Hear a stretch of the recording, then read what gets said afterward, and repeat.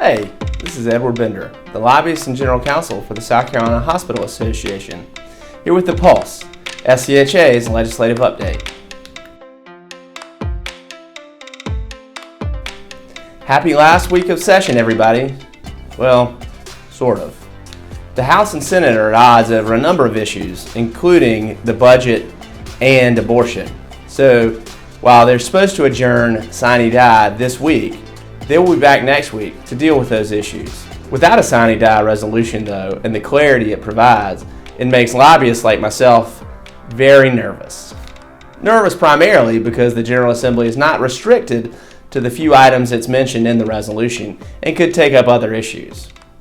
While they likely won't take up other issues besides a few like abortion in the budget, that uncertainty does provide some uneasiness to those of us who follow the General Assembly on a regular basis. One of the open issues that we expect that might be dealt with in the off session is DHEC restructuring, with the House this week taking the Senate version, amending it, and putting the House version onto the Senate bill. That likely will send the bill into conference committee.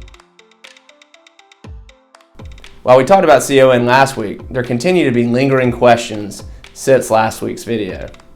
The question I've received most is, when's the governor going to sign the bill? Unfortunately, the answer is, I don't know. The bill still has yet to be ratified, where the Speaker of the House and the President of the Senate get together and actually sign the legislation. We expect that to happen next week. Then the bill will go to the governor for his signature. That could also happen next week or the following week. I have an inquiry into the governor's office and hope to have clarification soon. In addition, there are lots of questions about the practical implication of the adoption of S-164.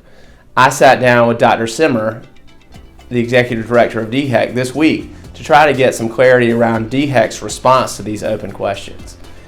Dr. Simmer was very forthright and said he and his team are working hard to get answers to some of our questions. As soon as I have those, I will provide a summary and information to all of you. It's been an interesting legislative session as always, and I appreciate you, the viewer, for watching and following along. As always, if you have comments or questions, please feel free to reach out to me or another member of the SCHA advocacy team. Thanks again for watching, and I hope you have a great weekend. Take care.